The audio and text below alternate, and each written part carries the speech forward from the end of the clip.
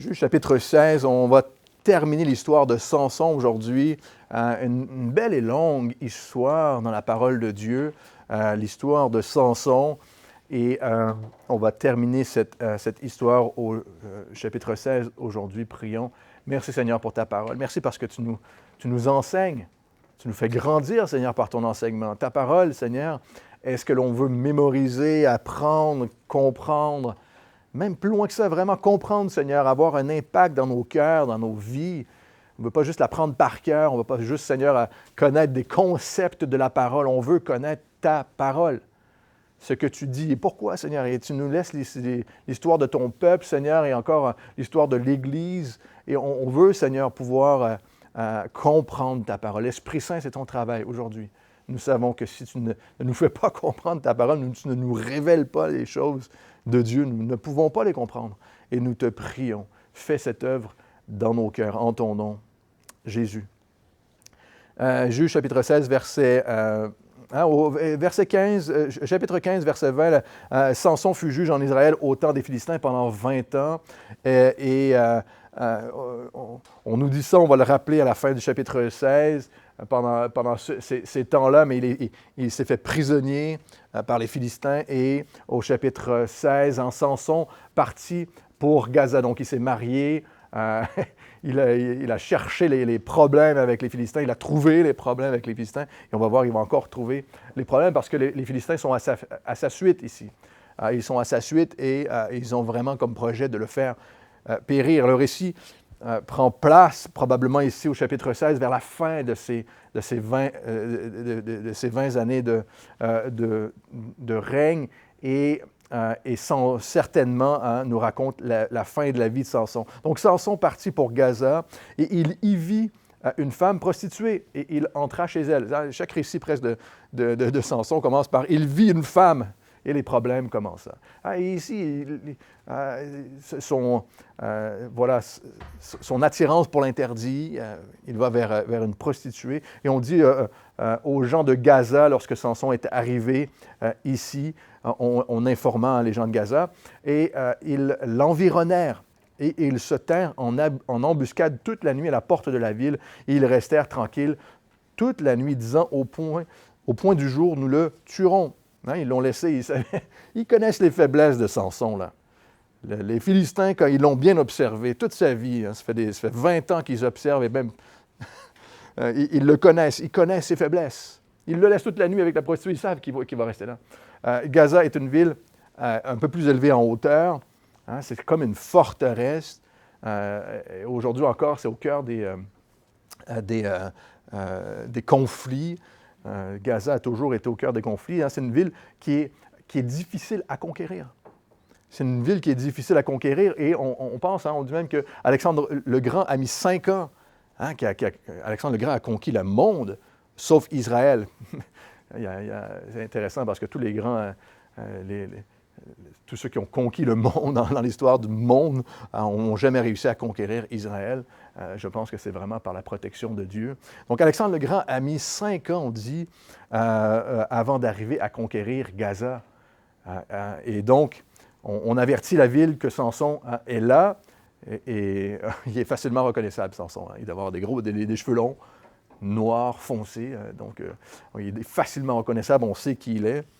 Il est identifiable. Samson demeura couché jusqu'à minuit. Vers minuit, il se leva. Au milieu de la nuit, là, il sent qu'il y a quelque chose qui ne va pas. Vers minuit, il se leva et il saisit les battants de la porte de la ville et les 2 poteaux, les arracha avec les barres, hein, tout ce qui vient avec, là, et les mit sur ses épaules. Et il les porta sur le sommet de la montagne qui est face d'Hébron. Samson se réveille à minuit. Il sort de la ville et en sortant, vous voyez ce que c'est qu'une la porte de la ville, c'est fait en bois, c'est fait en métal. On pense que ça devait peser à peu près 2000 kilos, là. Le poids d'une Twingo. Là. C'est comme s'il a pris ma Twingo là, sur son épaule. Il est parti avec la Twingo, le gars. Quelque chose, hein? Il est parti avec la porte de la ville et il l'a portée sur une montagne qui est environ à 60 km de là où il est. Il a porté une Twingo sur ses épaules pendant approximativement, c'est le contraire. Hein? il aurait pu amener un chariot. Je pense qu'il a fait... il a fait un point sur sa force. On a compris. Alexandre le Grand, vous savez, n'a pas pu s'emparer de la ville pendant 5 ans. Et Samson, lui, fait une démonstration de force. Une démonstration de force et il détruit la porte de la ville et la dépose sur le sommet d'une montagne qui est face à Hébron, on dit. Samson cherchait réellement la dispute avec les Philistins. Mais il se retrouve encore dans des situations compromettantes. Il se retrouve dans des situations compromettantes et, on le sait, Samson a reçu un appel, il a reçu des dons, une force incroyable. Il est utilisé par le Saint-Esprit. Mais il continue à se mettre dans des situations compromettantes. Et ici, avec une prostituée. Après cela, après cet événement, cet épisode, au verset 4, chapitre 16, après cela, il aima une femme dans la vallée de Sorek et elle se nommait Dalila, une des histoires les plus connues de la parole de Dieu. Donc, encore une fois, ensuite, il va dans la vallée de Sorek, des endroits de festivités. Il se retrouve encore dans des endroits. Sorek était connu pour ses festivités, connu pour ses vignes, et Samson se retrouve là où il ne devait pas être. Et nous aussi, on commence à connaître les faiblesses de Samson. Il va encore aller vers une femme, Dalila, dont il tombera amoureux. Dalila qui était certainement philistine aussi.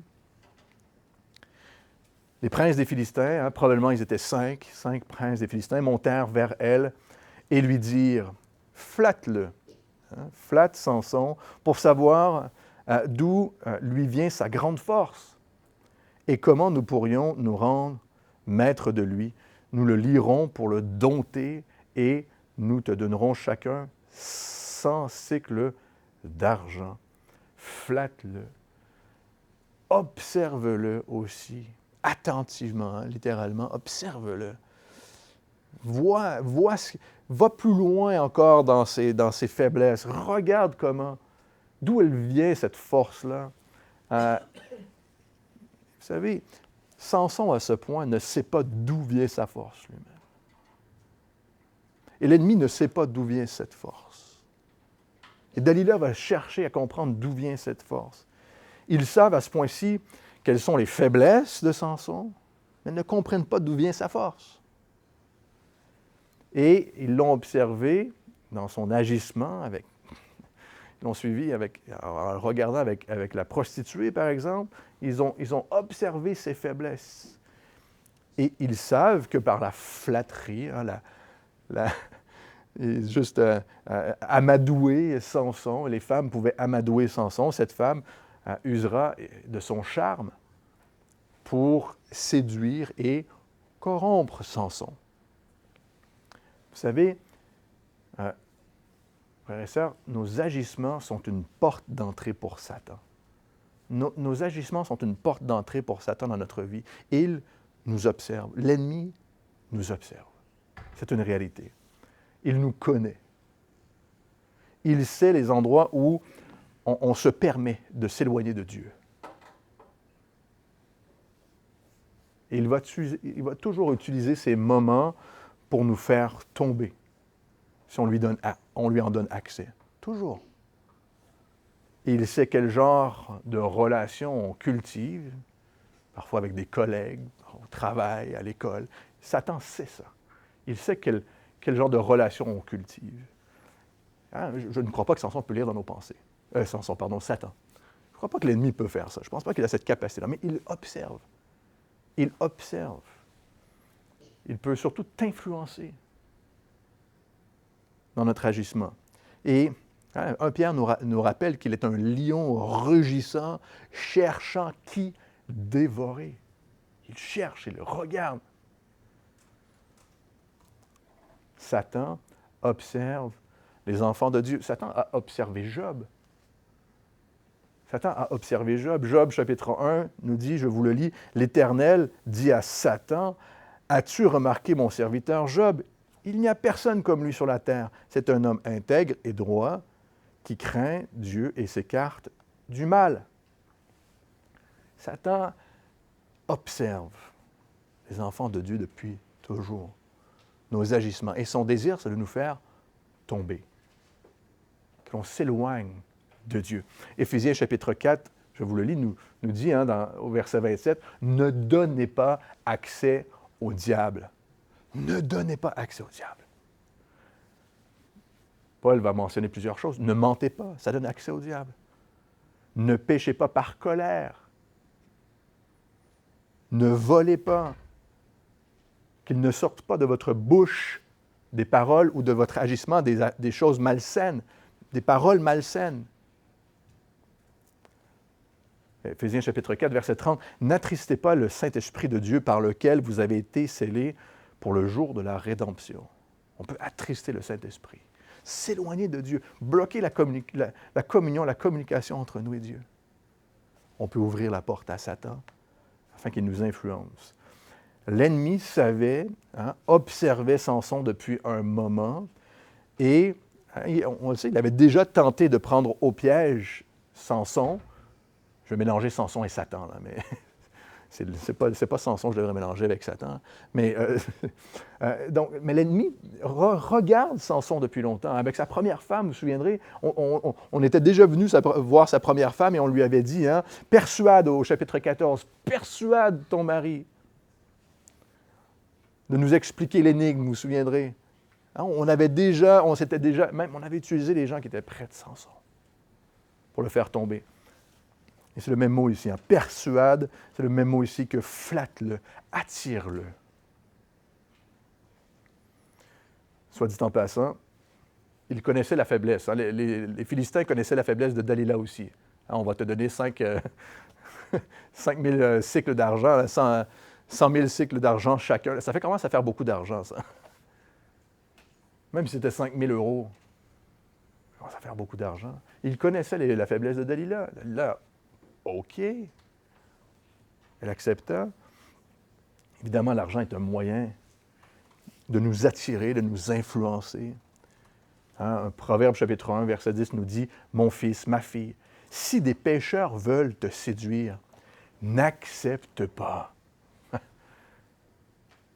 On tombe parfois rapidement dans le piège, comme Samson, comme Dalila. On tombe rapidement dans le piège. Si des pécheurs veulent te séduire, n'accepte pas. Fuis. Fuis. Dalila dit à Samson, « Dis-moi, je te prie, d'où vient ta grande force? » Elle va directement au point. Là. Dalila, elle ne rigole pas. Là. Elle va directement au but là, avec Samson. « Dis-moi d'où vient ta grande force et avec quoi il faudrait te lier pour te dompter. » Samson démontre encore une fois son immaturité. Il agit comme un jeune garçon, mais il démontre son immaturité parce que il croit que c'est presque un jeu. Samson croit que c'est un jeu. Elle est claire avec lui. Elle lui dit, « Dis-moi, s'il te plaît. » Là, il faut se l'imaginer. Là. Dalila, un peu charmante. « Dis-moi, s'il te plaît, Samson. » N'est-ce pas? « Dis-moi comment je peux... D'où vient ta force? Comment je peux te lier? Comment je peux t'attacher? » Cours, Samson. N'accepte pas, cours! Vous avez vu le poteau, là? Vous ne tombez pas là-dedans, Samson. Mais lui, il pense que c'est un jeu, là. Samson lui dit, « Si on me liait avec cette corde fraîche qui ne soit pas encore sèche, je deviendrais faible et je serais comme un autre homme. » 3 fois ici, Samson, dans le récit, il va lui dire ceci, « Je deviendrais faible et je serais comme un autre homme. » Samson comprend qu'il n'est pas comme un autre homme. Dalila comprend ça. Il n'est pas comme un autre homme. Les Philistins comprennent ça. Samson n'est pas comme un autre homme. Il est choisi. Il est béni. Il est rempli du Saint-Esprit. Tout comme nous le sommes aujourd'hui, frères et sœurs. Choisi. Béni. Rempli du Saint-Esprit. Notre privilège lorsqu'on met notre foi en Jésus. Satan veut que tu sois faible sans le Seigneur, que tu t'éloignes de lui. nous ne voulons pas être comme un autre homme ou comme ce que nous étions avant de connaître le Seigneur. Nous ne voulons pas vivre comme si nous étions sans Jésus. J'espère que ce n'est pas le désir de votre cœur aujourd'hui. Mais on doit comprendre que lorsque on agit par immaturité, lorsqu'on s'éloigne, lorsqu'on se laisse tenter, on ouvre la porte au diable. Le Nouveau Testament est clair, nous dit, chasse le vieil homme. Ne retourne pas à ce que nous étions, ne retourne pas à ce que le monde est. C'est l'idée ici. Les princes des Philistins apportèrent à Dalila 7 cordes fraîches qui n'étaient pas encore sèches, et elle le lia avec ses cordes. Or, des gens se tenaient en embuscade chez elle dans une chambre, et elle lui dit, « Les Philistins sont sur toi, Samson! » Il y a une mise en scène incroyable ici. Là. Et il rompit les cordes comme se rompt un cordon d'étouffe quand il sent le feu. Et l'on ne connut point d'où venait sa force. Et encore une fois, Samson semble jouer, toute une mise en scène ici. Les Philistins sont dans la chambre à côté. Elle n'a aucun remords, cette femme. Un autre pasteur disait, le problème ici est qu'il joue avec ce qui est sacré. Samson commence à jouer avec ce qui est sacré, avec la bénédiction de Dieu. Il commence à jouer avec le Saint-Esprit. Il prend pour acquis les bénédictions de Dieu dans sa vie et il tire son arrogance de la force qui vient de Dieu dans sa vie. Dalila dit à Samson, « Ah, vois-tu, tu t'es joué de moi. Tu m'as dit des mensonges. Maintenant, je te prie, indique-moi avec quoi il faut te lier. » Elle est insistante. Dalila est une actrice, pour sûr. C'est une actrice, mais une mauvaise actrice, selon moi. Elle devait être plus charmante, plus jolie que bonne actrice. Vous voyez un peu... Parce qu'elle n'est pas très bonne actrice.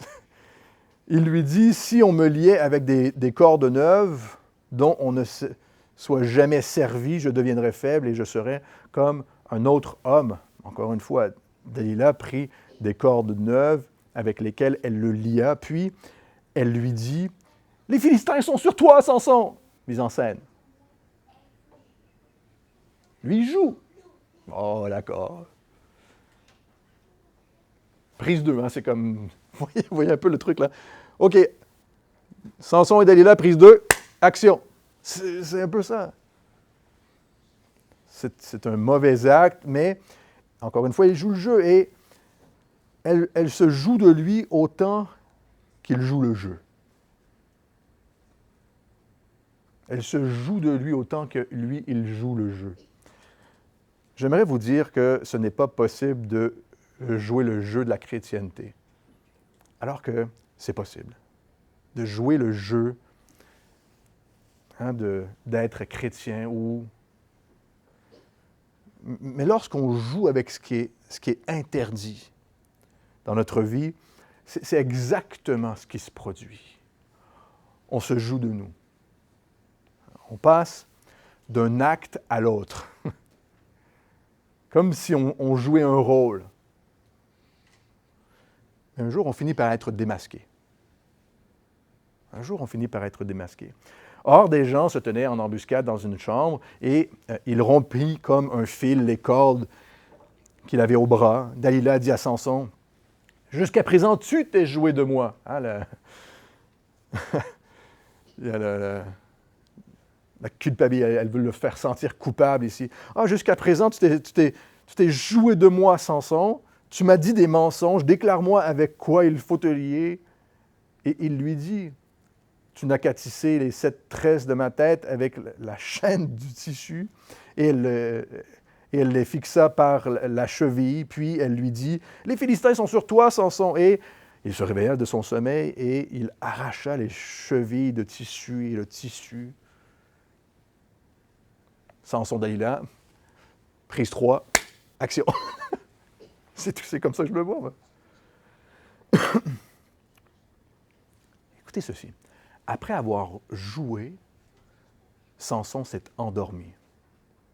Après avoir joué, il a commencé à s'endormir, mais spirituellement. Il a commencé à s'endormir. Et c'est toujours ce qui arrive.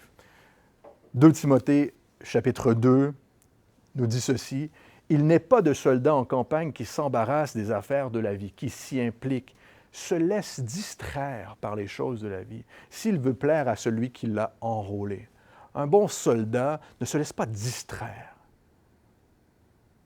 Sinon, il est pris au piège. Il est tué. N'est-ce pas? Samson a joué et maintenant il s'endort.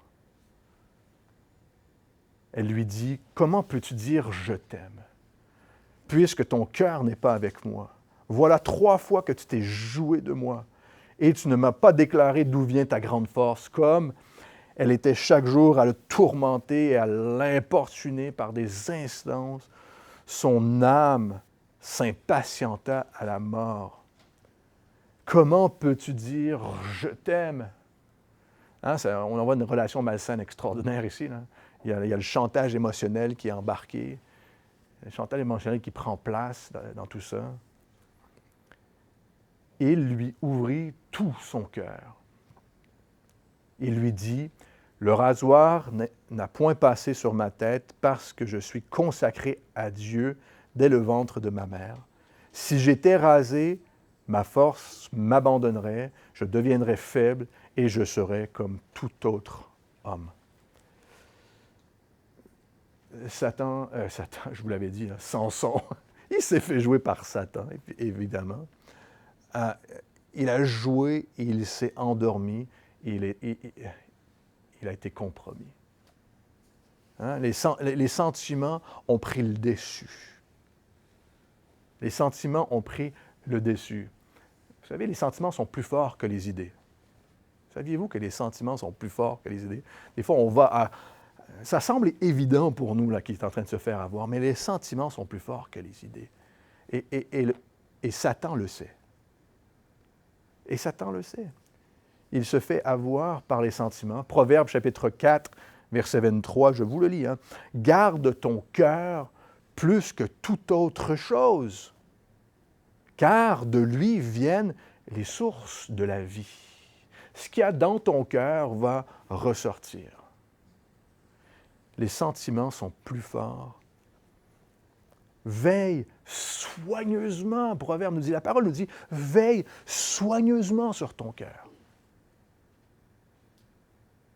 Veille soigneusement sur ton cœur, avec diligence, constance, constamment.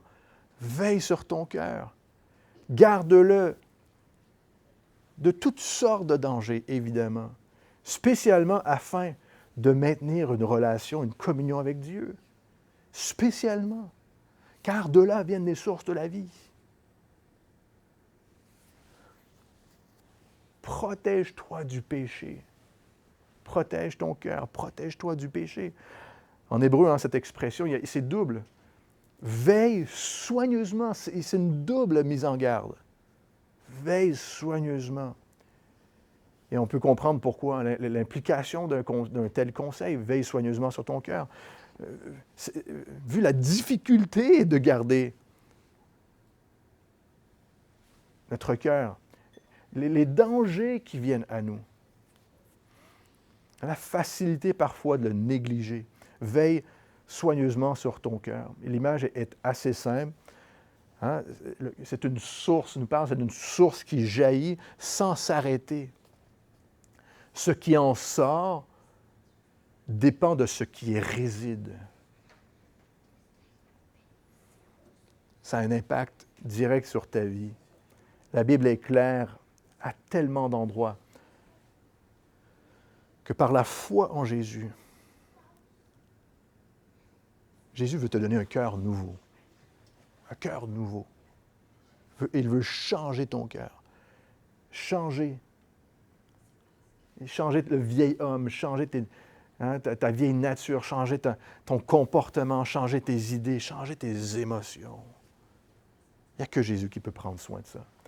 Si ton cœur est un réservoir qui contient les sources de la vie, on a besoin de quelque chose pour le remplir, frères et sœurs. On peut aller voir vers le monde en pensant que c'est ça qui nous satisfait. On peut aller vers nous-mêmes, être rempli de soi. Et beaucoup d'autres choses peuvent remplir notre cœur. Et voici ce que Jésus veut nous encourager à faire aujourd'hui. Tournez avec moi dans Jean chapitre 4.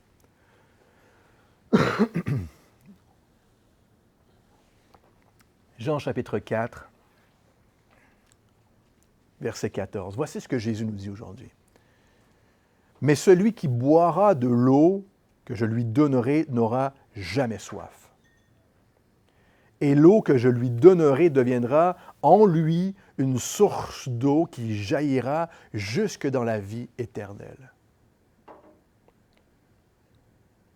Dieu veut remplir notre cœur, veut nous remplir de son eau vive, du Saint-Esprit dans notre vie, de ses bénédictions, de sa parole.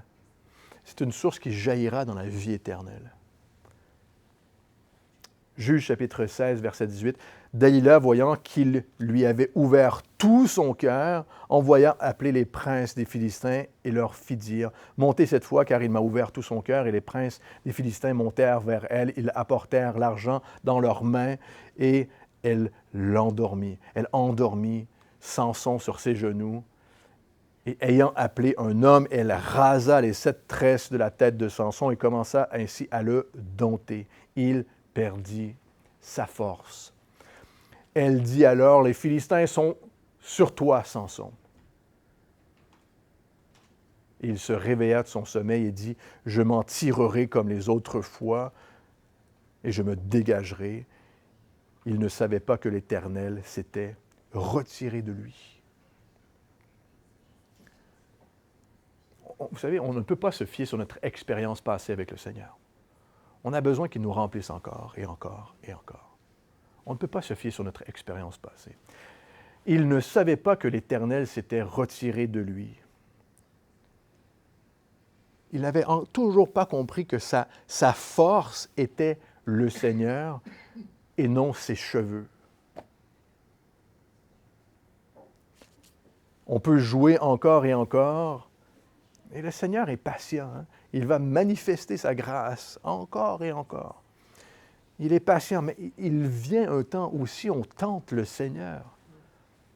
On attriste le Saint-Esprit. Samson apprend pour acquis le Seigneur ici.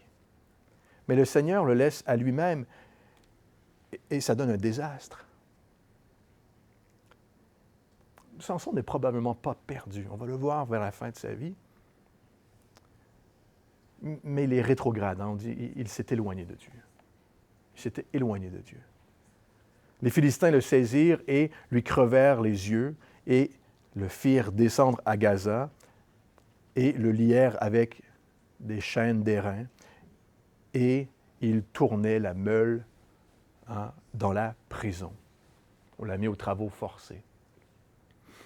Un commentaire biblique remarque, c'est le résultat dans lequel le péché nous met toujours. L'ennemi est au contrôle, il y a un aveuglement, il y a une séparation, le péché nous sépare de Dieu et du peuple de Dieu, on se retrouve emprisonnés, nous sommes liés, on n'est plus utilisé par le Seigneur. On est réduit aux travaux forcés. On est toujours dans la même chose, pris au piège dans les mêmes problèmes, les mêmes complications, le péché qui revient encore et encore. On est pris au piège. Un autre pasteur aussi disait, le péché a toujours une histoire. La grâce de Dieu, le Dieu est patient, mais le péché a une histoire. On commence par jouer, comme on a vu, mais on se détache facilement avec le péché. On commence par jouer. À une époque dans notre vie, peut-être, on a joué avec le péché, et c'était plus facile de se détacher. Et encore une fois, et on se détache encore, et on joue encore, mais on commence à être endormi par l'ennemi. On commence à être endormi à un certain moment. Et à un moment, on est émotionnellement attaché.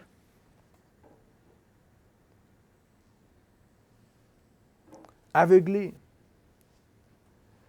À un autre moment, plus tard, on devient enchaîné, loin de Dieu, pris au piège. Ça vous rappelle peut-être certaines histoires dans votre vie, autour de vous. Pris au piège, dans une situation à moudre le grain, aux travaux forcés, à tourner en rond. C'est ça, l'idée, c'est de tourner en rond. Non, avec la meule, lié par le péché, et le Seigneur s'est retiré. Pourquoi? Parce qu'on s'est éloigné de lui. Parce qu'on a pris cette décision de s'éloigner de lui. Mais nous servons un Dieu de grâce, n'est-ce pas? Nous servons un Dieu de grâce qui, lui, a la victoire. On le voit dans le livre des Juges. Il a la victoire sur l'ennemi. Il peut nous garder. Nous n'avons pas à passer par ce chemin, le chemin de Samson. Nous n'avons pas à passer par ce chemin. Loin du Seigneur, pour comprendre la grâce de Dieu. Déjà, c'est la raison pour laquelle le Saint-Esprit nous le révèle, nous met en garde. Nous n'avons pas à passer. Pourtant, le Seigneur est présent lorsqu'on revient à lui. Toujours. Toujours. Cependant, ses cheveux, Samson, chapitre 16, verset 22, cependant, ses cheveux commençaient à croître, recommençaient à croître, depuis qu'il avait été rasé. Lorsqu'on revient à Dieu, le pardon est immédiat. Sachez ceci, le pardon est immédiat. La restauration, parfois, prend du temps. C'est un processus. Lorsque nos cœurs se sont endurcis, endormis, pendant des années parfois, le pardon du Seigneur est immédiat. Ça, c'est la grâce de Dieu. La parole est claire. Nos cœurs ont besoin d'être restaurés parfois. On a besoin de revenir à Dieu. D'être restaurés. La situation dans laquelle on se trouve parfois a été, après avoir même agi par stupidité, c'est nous, lorsqu'on a joué avec le péché parfois, lorsqu'on s'est retrouvé là où on ne devait pas être, on s'est éloigné de Dieu, ça laisse des marques qui exigent la guérison. J'espère que ça fait du sens pour vous aujourd'hui. Qui exigent, qui nécessitent la guérison, la restauration. Et c'est dans la situation dans laquelle Samson se trouve. Or, les princes des Philistins s'assemblèrent pour offrir un grand sacrifice à Dagon. On a vu dans notre dernière étude, c'était un de leurs dieux, le dieu du grain. Et ils voulaient se venger probablement que Samson avait brûlé tous les champs, avec les renards, vous vous souviendrez. Donc, ils veulent offrir un sacrifice à Dagon, leur dieu, pour se réjouir. Et ils disaient, notre Dieu a livré entre nos mains Samson, notre ennemi. Alors que c'est faux, le Dieu n'existe pas. Il n'a rien fait. C'est Samson qui s'est éloigné de Dieu. On se souvient, en arrière-plan de tout ça, il y a les fils d'Élie. Vous vous souviendrez, à ce moment-là, en arrière-plan de Samson, les fils d'Élie, sans demander conseil à leur père, à Élie, ni à Dieu, ni consulter Dieu, ils ont pris l'arche de l'Alliance qui contient les tables de la loi, et ils sont allés en guerre. Il y avait d'autres parties en Israël qui étaient allés en guerre avec les Philistins. Et les Philistins vont prendre, vont avoir la main mise sur Israël. L'oppression recommence à ce moment-là. Et donc, les Philistins vont prendre l'arche de l'Alliance et vont l'amener dans le temple du dieu Dagon. Là, ils les offrent tout à leur dieu Dagon. Et dans 1 Samuel, chapitre 4, on voit ça. Je ne sais pas si vous avez relu l'histoire, comme je vous l'ai mentionné la semaine dernière, mais à chaque fois, ils ont amené l'arche dans le temple du dieu Dagon, à côté des statues, et on ne sait pas pourquoi, mais les statues n'arrêtent pas de tomber. Ils se réveillent le matin, les statues sont tombées, les bras sont brisés. Donc, ça les inquiète. Et non seulement ça, tous les Philistins commencent à avoir des hémorroïdes. C'est ça, c'est pas le sens de l'humour de Dieu, je ne sais pas ce que c'est, là. Mais donc, les Philistins, ils commencent, la présence de Dieu, ils veulent, eux aussi, ils jouent avec ce qui est sacré, par contre. Et ils ont des hémorroïdes, leur statut s'effondre dans leur temple, ils ne comprennent pas pourquoi. Mais chaque ville qui aura en sa possession l'arche va être, va être touchée par ça. Et ils vont se passer l'arche d'une ville à l'autre. Ils vont dire, non, moi je ne la veux plus, là. Les gens meurent, moi j'ai des hémorroïdes, les statues tombent, ils vont envoyer ça dans l'autre ville. Et ça va recommencer. Et ils vont finir par renvoyer l'arche en Israël parce qu'ils commencent à être effrayés par la présence de Dieu. Ils commencent à comprendre, on commence à comprendre d'où vient la force de Samson, là. Je ne suis pas sûr qu'ils ont saisi complètement, mais ils commencent à avoir peur de la présence de Dieu parmi eux. Donc, à ce même moment, ils se réjouissent, ils se moquent de Dieu. Ils se moquent du Seigneur en disant « Notre Dieu a livré entre nos mains Samson, notre ennemi. » Et quand le peuple le vit, ils célébrèrent. Vit Samson, ils célébrèrent leur Dieu en disant « Notre Dieu a livré entre nos mains notre ennemi, celui qui ravageait notre pays et qui multipliait nos morts. » Dans la joie de leur cœur, dans l'ivresse, ils étaient saols. Ils dirent qu'on appelle Samson et qu'il nous divertisse. Ils firent sortir Samson de la prison et il joua devant eux. Ils le placèrent entre les colonnes du temple. Les découvertes archéologiques montrent que le temple était très, très haut, très grand. Donc, on appelle Samson pour qu'il puisse divertir le peuple. Et Samson dit au jeune homme qui le tenait par la main, « Laisse-moi afin que je puisse toucher les colonnes sur lesquelles repose la maison et m'appuyer contre elles. » Samson a manqué de redevabilité toute sa vie. Il n'a eu aucune redevabilité, ni envers ses parents, ni envers les hommes de Dieu, ni envers... Il n'avait pas d'amis. Il s'est reclus, il en a fait qu'à sa tête. Et c'est un des seuls endroits, on a vu quand il a eu soif dans notre dernière étude, il commençait à reconnaître son humanité, sa faiblesse. Et ici, il reconnaît sa faiblesse. Encore une fois, il reconnaît sa vulnérabilité, et il doit être redevable à un jeune homme pour le diriger vers les colonnes.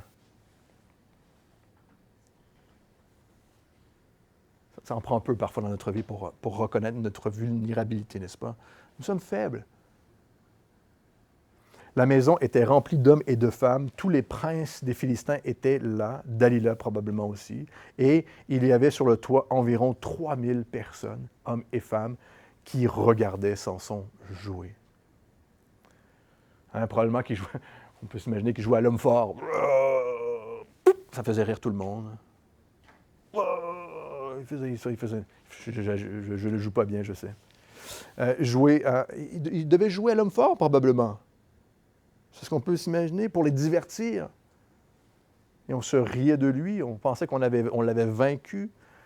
Alors Samson invoqua l'Éternel, invoqua Jéhovah et dit « Seigneur, Éternel, mon Adonai, mon Seigneur Jéhovah, mon Seigneur et mon Dieu », littéralement.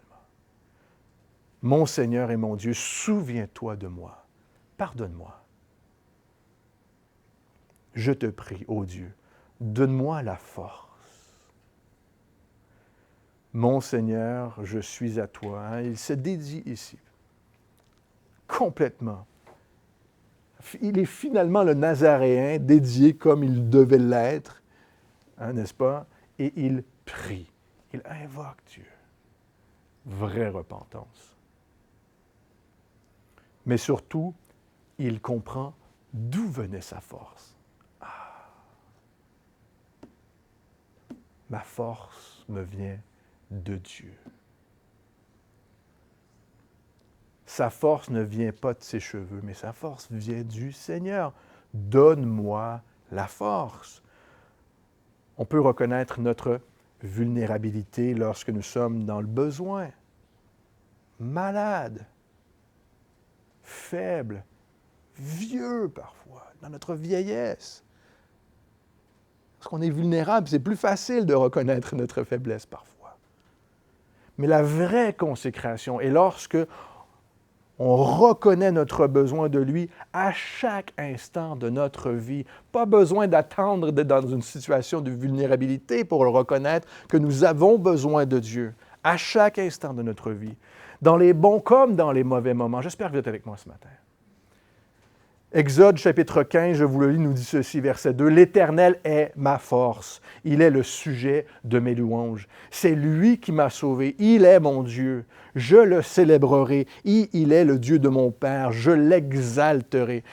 L'Éternel est ma force depuis le début. » C'était les louanges, la reconnaissance. L'Éternel est ma force. Ça n'a rien à voir ce que tu fais, ce que tu as fait, ce que moi j'ai fait. Dieu est ma force. Nous voulons le glorifier, lui, pour ce qu'il fait. J'espère que c'est un message d'encouragement pour vous aujourd'hui. On voit cette parole revenir tout au long de l'histoire d'Israël. Et ici, on l'a vu ici avec Moïse, dans les psaumes de David, le prophète Ésaïe, psaume chapitre 28, David disait « L'Éternel est ma force et mon bouclier. En lui, mon cœur se confie. » Écoutez ceci. En lui, mon cœur se confie. Dans nos faiblesses, nos difficultés, les tentations, en lui, je me confie. Seigneur, donne-moi la force. J'en ai besoin, Seigneur. Et je suis secouru. Lorsque je me confie en l'Éternel, je suis secouru. J'ai de l'allégresse dans le cœur et je le loue par mes chants. Ce n'est jamais trop tard pour crier à Dieu. Jamais trop tard. Jamais trop tard pour le prier, pour te consacrer à lui et pour qu'il te donne sa force et ensuite même pour être utilisé par lui. Jamais trop tard. Et on termine avec ceci. Samson dit « Donne-moi la force seulement cette fois et que d'un seul coup je tire vengeance des Philistins pour mes deux yeux. » Et Samson embrassa les deux colonnes du milieu sur lesquelles se reposait la maison et il s'appuya contre elles. Et il attendait que la force de Dieu vienne. Il s'appuya contre elle. Il savait que la force viendrait de Dieu. L'une était à sa droite et l'autre à sa gauche. Samson dit que je meurs avec les Philistins. Samson s'est donné en martyr. Hein? Il a donné sa vie. Et en donnant sa vie, il a vaincu l'ennemi. Israël commença à ce moment à être en position en meilleure position face aux Philistins. Lorsque David viendra quelques années plus tard, il vaincra Goliath, le géant des Philistins, et bientôt, les Philistins seront anéantis, l'ennemi sera anéanti. Le texte nous dit, il se pencha fortement. La foule devait rigoler. Hein? La foule, hein? Dans l'attente de la puissance de Dieu. La force. Et la foule devait se marrer. Là.